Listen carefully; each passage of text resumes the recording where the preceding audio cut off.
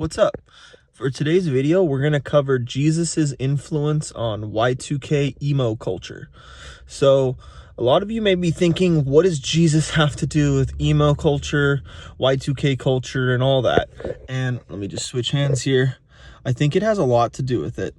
Emo culture, I've been identifying with that sort of subgroup for quite some time.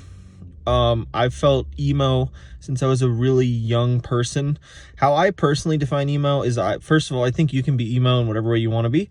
Well, how I see it is it's about embracing that dark side of life, that kind of sad side of life that sucks. And it's like, in my opinion, I try to find beauty in the part of life that sucks sometimes, almost to where like it allows me to see details that aren't there sometimes. That's kind of like what Jesus is about. Jesus is about seeing what isn't there, you know, and I'm not trying to make anyone Christian with this video or convince anyone of anything spiritual with this video. I'm just trying to say that there are some equivalencies between emo culture from the early 2000s and some of the ancient practices of Jesus. Like, first of all, in my opinion, emo culture is kind of about finding the beauty in life when life sucks, right? And Jesus, you know, I don't believe in like church. I don't believe in a lot of things that a lot of fake Christians believe in. I don't believe in anything that's super crazy. What I believe in is that Jesus is love, right? And I'll just leave it there. And anything else I don't really agree with. I personally think that in the early 2000s, we had this sort of divide, at least I did in my mind, where I felt really confident, but at the same time, I felt like I had no one to talk to. And I think a lot of emo is related to that.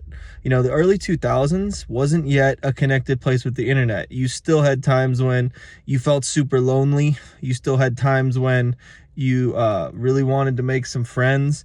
You still had times when, you know, you felt bored. And now at the internet, people either feel more lonely or less lonely. Like, you could meet someone on the internet, but at the same time, you could just be in your room all day and never meet someone on the internet.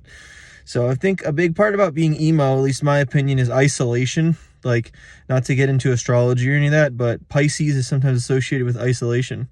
Anyways, a big part of Jesus and Y2K culture is that emo culture is that Jesus calls us to change our ways, right?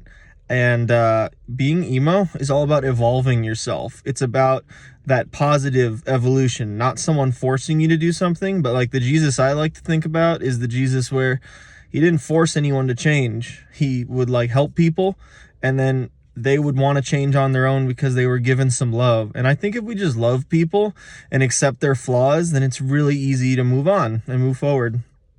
So it's just a short little video.